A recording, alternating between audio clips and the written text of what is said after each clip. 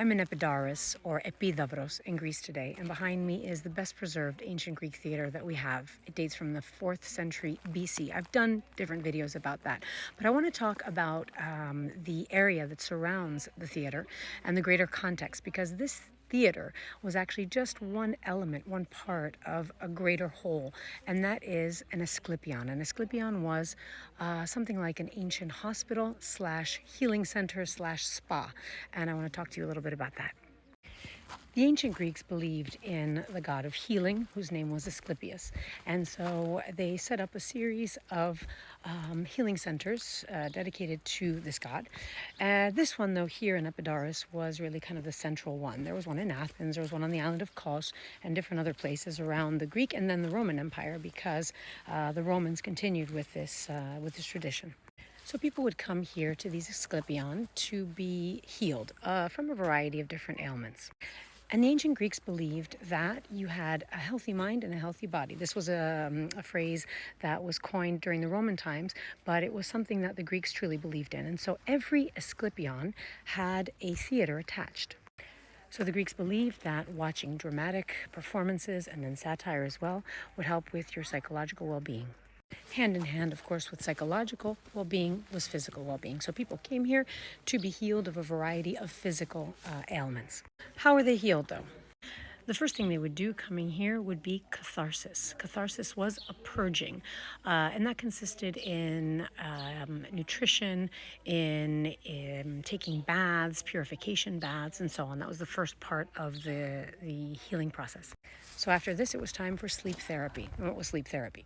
Well, the priests here would give you a drug that would put you to sleep, and it was expected that the god or one of his daughters, Hygeia or Panacea, would come to you in the sleep or in some other form. They themselves would come to you or in the form of a dog or of a sacred snake, and they would give you the therapy that you required.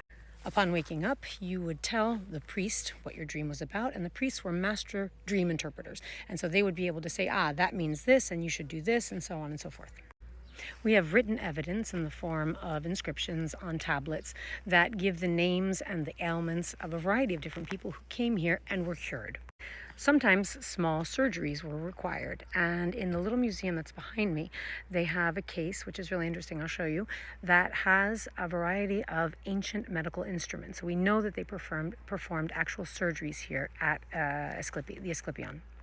So have a look at this case with all of these medical instruments that come from over 2,000 years ago, and you'll notice that a lot of them look just like medical instruments that we have today. So here there are ones that look like scalpels or tweezers, knives. All of these were used here at the healing center of Asclepius. So although surgery was performed, most of the treatments had to do with cleansing baths and nutrition and diets that lasted several days. And so this is why in the beginning of the video I mentioned that this was sort of like an ancient spa. And these Asclepions were also where doctors, including Hippocrates himself, the father of medicine, were trained. They say that Hippocrates was trained at the Asclepion on the island of Kos.